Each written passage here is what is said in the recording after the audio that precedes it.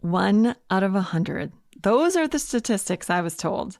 1 out of 100 listeners give. A generous donor gave Time of Grace $155,000 for a challenge grant. That means when you give a gift of any amount to Time of Grace during the month of August, it will be doubled. Now, I've been meeting a lot of you guys in person lately, and I think Little Things listeners are not the typical 1 out of 100. I think we're 1 out of 5. In truth, I think we are one of a kind. And just so you know, I'm not asking you to do something that I don't also do. I love to give to Time of Grace, especially when there's a matching challenge. So please consider making a contribution in August to Time of Grace. And if you do, make sure you tell them you listen to Little Things, because I want to come back and let you guys know just how generous you were. Just go to timeofgrace.org. And remember, the money is going to bring the hope of Jesus Christ to the world. Proverbs 30, verse 8 and 9, give me neither poverty nor riches, but give me only my daily bread. Otherwise, I may have too much and disown you and say, who is the Lord? Or I may become poor and steal and so dishonor the name of my God. Today's episode is called Never Outgrow Your Need for God. Hey guys, it's Amber, wife, mother, warrior, type A child of God. Here at Little Things, we examine everyday issues from a biblical perspective with one simple goal: to know and love God more. Thanks for joining me.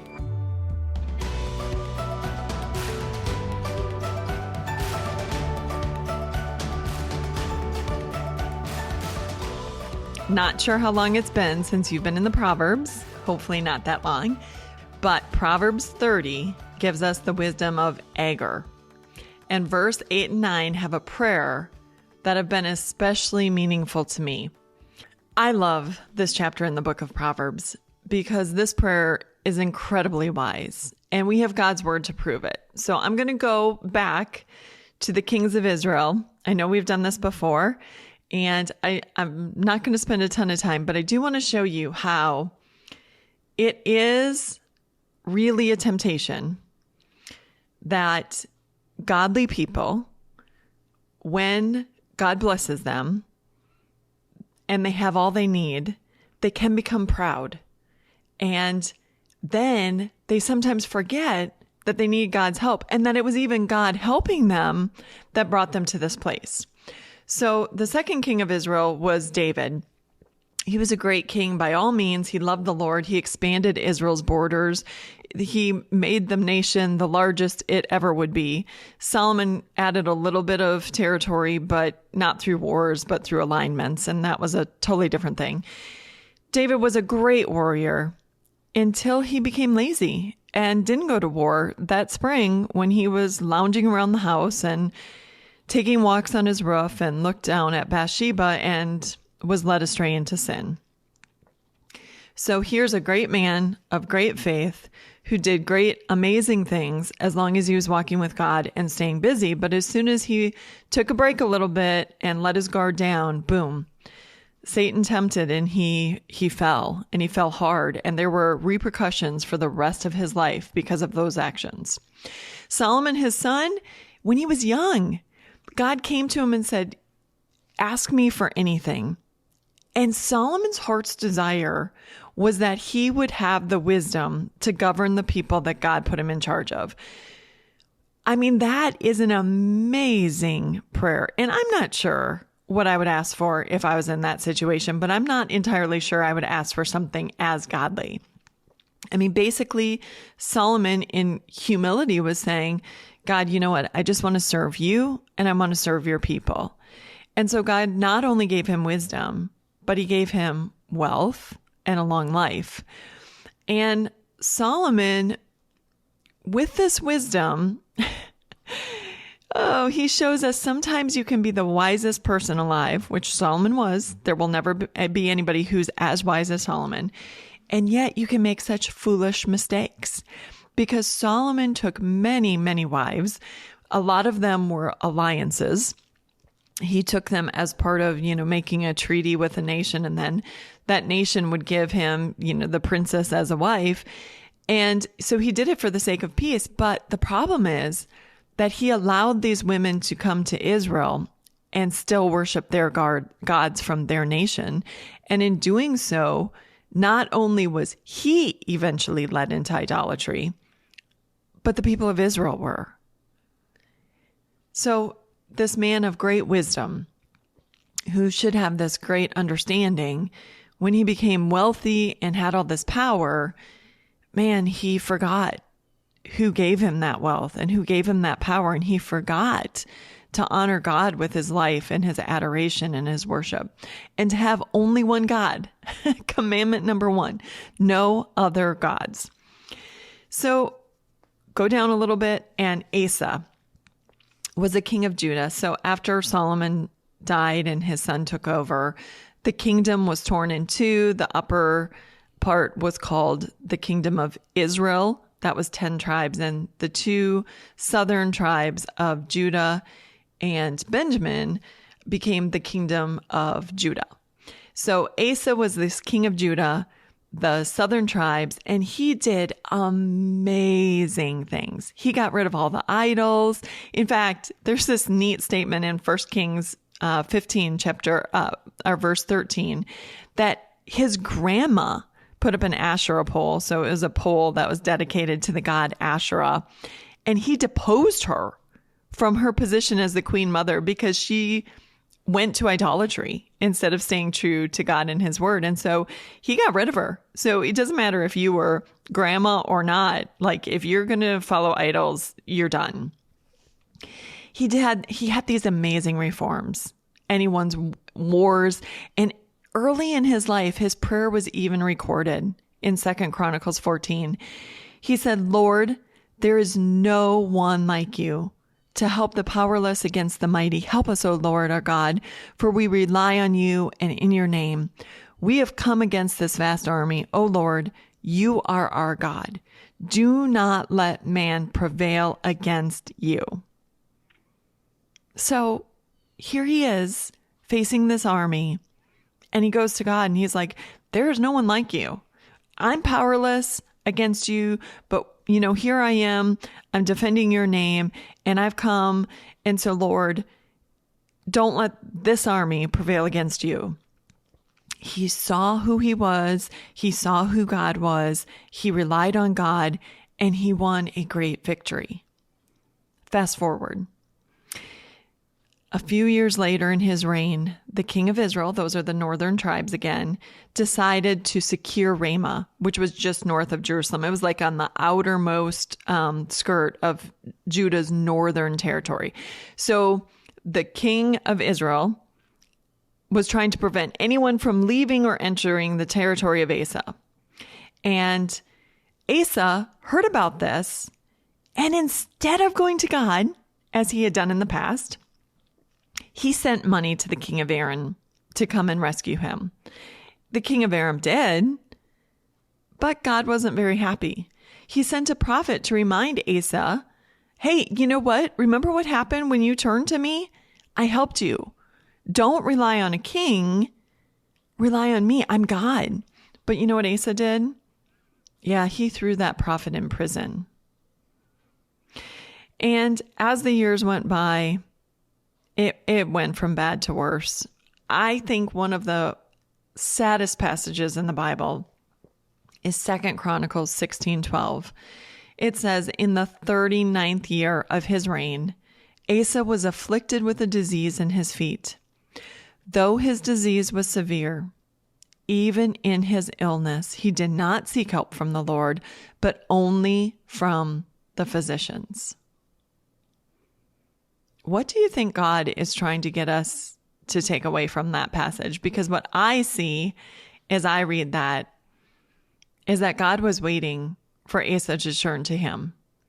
And just as he hadn't turned to him when the king of Israel attacked or made a move on Ramah, so Asa only depended on worldly advice. And because of that, he wasn't healed.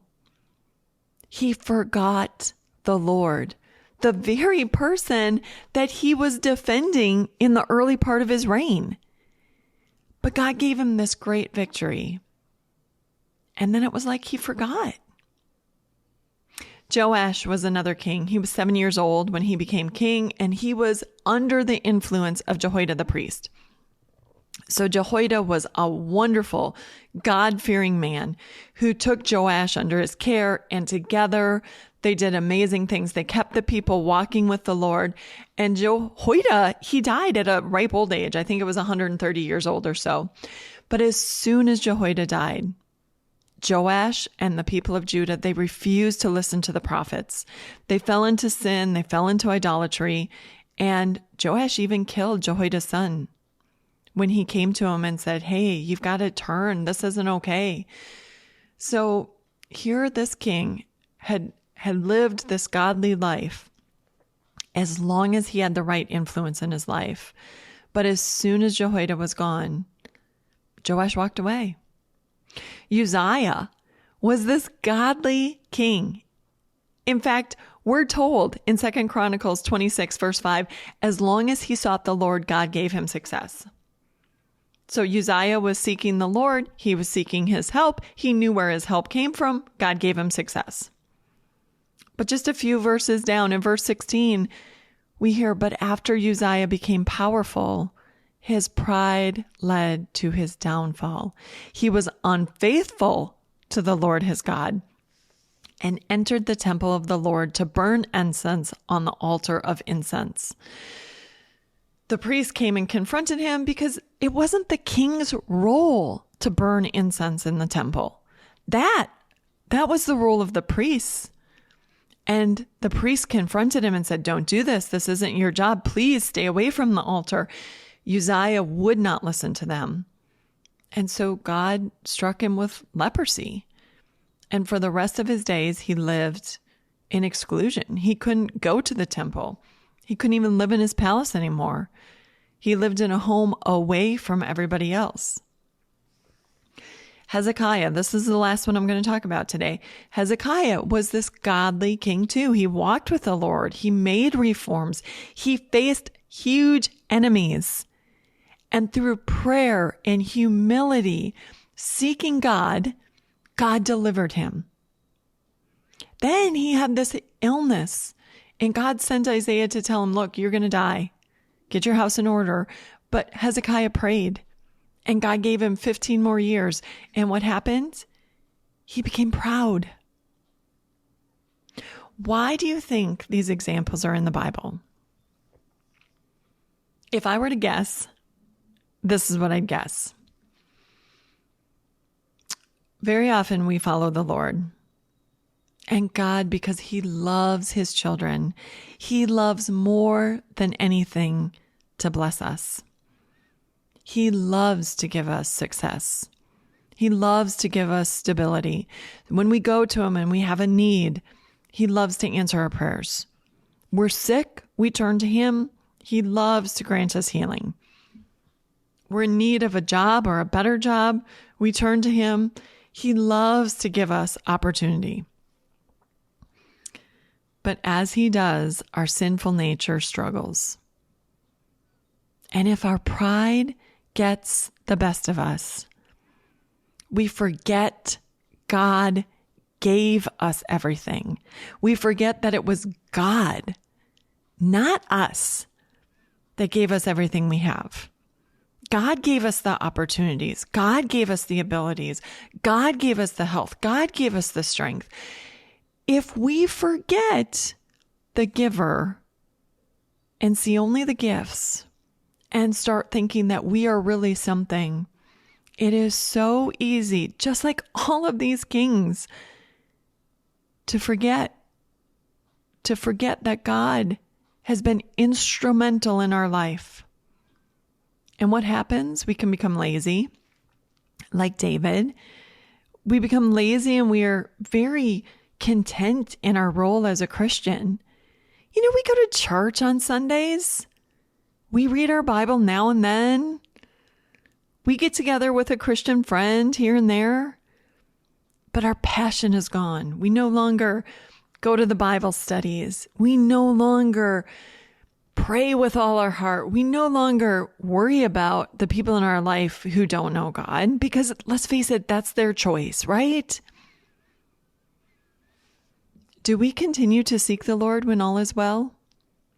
Do we study his word? Do we pray for the saints? Do we contend for those who are struggling or wayward or who don't know the Lord at all? Look at the Apostle Paul. He didn't put in, 5 good years, then go find a villa somewhere to retire. Until his dying day, he did what he could. When he was in prison, he wrote and he prayed. When he was in chains, he taught the soldiers. As people came and went, he inquired of the churches. He advised, he prayed. We will have cushy days. All of eternity will be spent in a sinless atmosphere. The struggle will be over. But until then, can I suggest that we stay in the battle?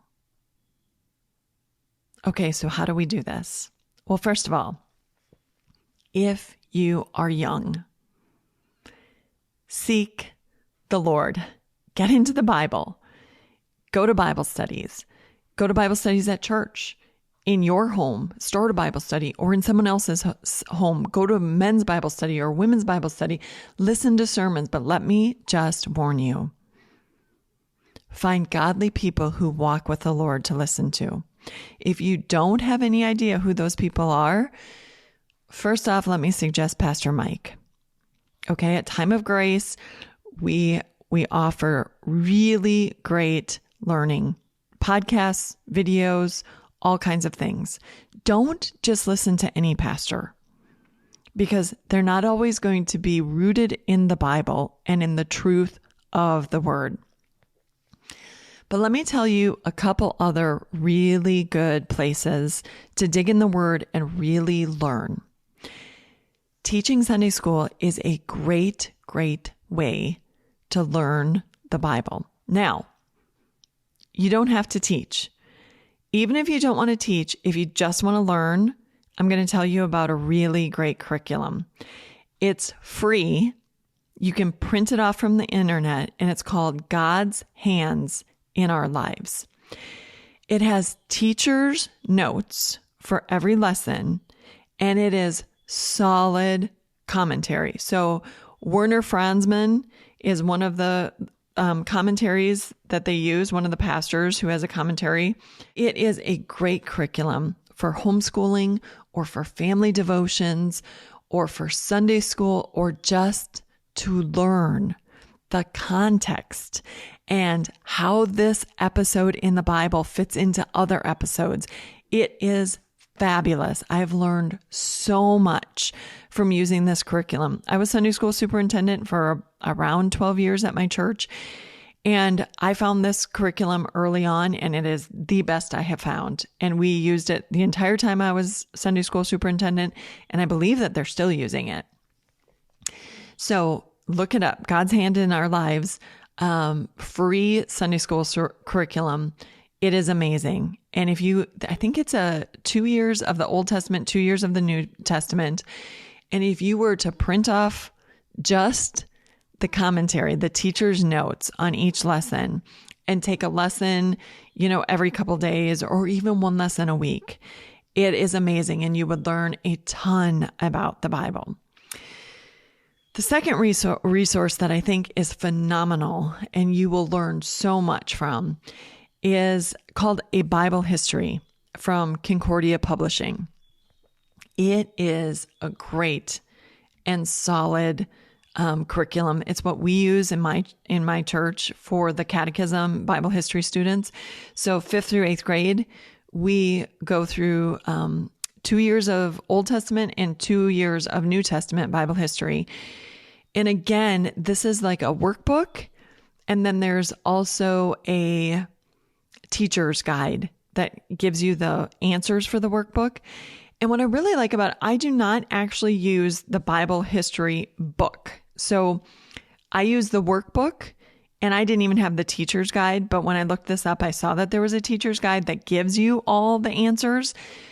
What I love about the workbook is the curriculum itself. So it gives you where you can find each episode in the Bible, and then you go, and then it has thoughtful questions. And it just is a really great way to get through the Bible. Now, I have a little warning. There are some lessons, like for instance, Job. When teaching the lesson of Job, it gives you the whole book of Job as the material that you're supposed to glean to answer these questions.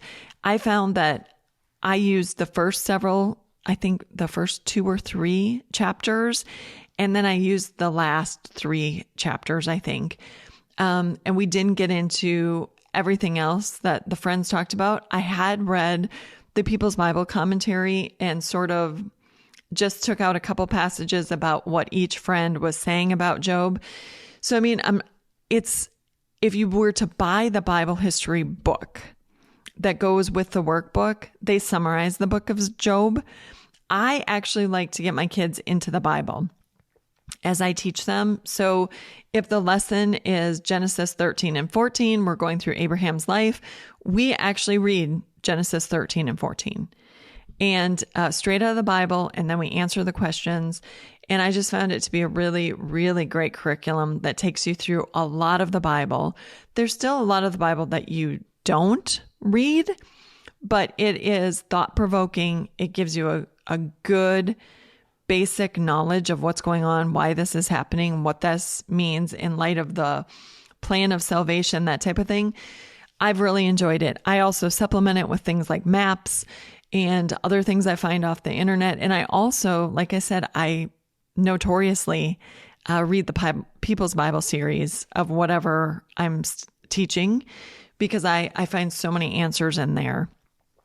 So those are my suggestions for 2 really, really good ways to get into the Word and learn a lot. And if you're older, so if you have done this, if you've taught Sunday school for years, if you've taught Bible history, or if you've taught women's Bible studies for years and years and years and years, can I encourage you to be actively involved in younger people's lives, just like the book of Titus tells us to? Encourage the younger people, build them up, pray for them, contend for them. Get young people in the Word. Tell them why it's important for them to be in the Word. Invite them to Bible study, whether it's the, Bible study in between services at church, as they're walking out, say, we are studying whatever it is, the book of Colossians right now, and we would love to have you in here. Listen to what I learned last week. Get a seat for them. Ask if you can, help them. Get a cup of coffee for them, whatever you can do to encourage the younger people to be in the Word. And if you are even older than that and you think, no, there's no way that I know, I think my time of serving is over. I have been working in a nursing home for the last 6 months, and there are 2 people in particular who I know that I can go to and they pray for me. And I am telling you, I have driven in dense fog. I have been in icy weather. I have driven through snowstorms. And I know those women are praying me on. Not only that, but sometimes they just encourage me out of the blue. One day I came in and one of the women was reading her Bible and I asked what she was reading about and she was telling me, and it really encouraged me that day to hear her at the ripe old age of 97 years old in her Bible telling me the lesson she was learning, the encouragement she was getting. I was talking to a pastor's wife of a different church a few weeks back, and she was telling me that her husband's mom had been put in the nursing home and how she found it her mission to pray for the workers, to be a testimony to those people who very often were unchurched. So she just knew that by her life, by her dialogue, she could maybe point them to God. We need to be staying in the battle all of our days. And we need to remember that the only reason we're still in the battle is because of our great need for God. Look, Satan would love to distract us and tell us, no, you don't. You've done enough. Don't worry. Someone else needs to take over. It's time for other people to serve. just relax, settle down. Don't be so involved. Nancy DeMoss Wolgemuth said anything that makes us need God is really a blessing. So it doesn't matter if it's cancer or political unrest or a pandemic or money problems, anything that comes into your life that brings you to your knees searching for God, that's a blessing. It brings you back to that posture of humility, of being a child in desperate need of their Heavenly Father's help. And oh, how we need other Christians to spur us on. Other Christians who have full cupboards and the freedom to worship. We need those people. But we also need to be listening to our brothers and sisters around the globe who remind us that they need our prayers and they need our resources. I have a dear, dear, dear friend of mine who I love, and I've been so blessed to be able to work with her on some projects. And we often laugh and say in our old age, we're going to get a job. And she says she's going to work at a grocery store. I told her I'm going to be a barista. And we're going to go to these jobs where we can talk to people just to sort of get out of the house, not because we need the money per se, but because we want to get out of the house and we want to be in a position where we can talk to people. And the idea is because we don't need the money, we could just use that money to support, a seminary student who doesn't have the money to get through school, or we could send it to a mission, or we could find a family who is really struggling in our midst. And wouldn't it be amazing to save your paychecks for a month and bless a family with the finances that would be enough to push them through, right? I mean, wouldn't that be amazing to be able to do that? And it would probably only take, 4 hours a day or something like that. It would get us out of the house. It would get us into the community where we would be communicating with people who might not know the Lord. Who knows how God could use us? I just want to put this on your heart, to keep us all searching for ways to serve in God's kingdom, and to keep us needing God. Every time I have a new experience and I go to a new place to do something new, I know that I need God. Every time I turn on this mic, I remind God how much I need him.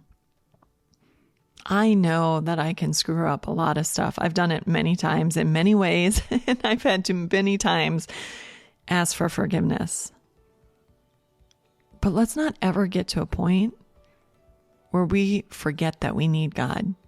And if you've sort of been in that spot because the kids have been healthy and your finances have been healthy and your house is paid for and you've got the retirement fund, step out and put yourself in a position to remind yourself that you still need God, because you do. We all do, every day of our life. This has been Little Things, because in God's kingdom, the little things are the big things. Thanks for listening again this week. And don't forget, we're here for you. Check out the many resources we have to help you on your faith journey. Just go to timeofgrace.org to sign up for our daily email that will keep you in the loop with all that we have available.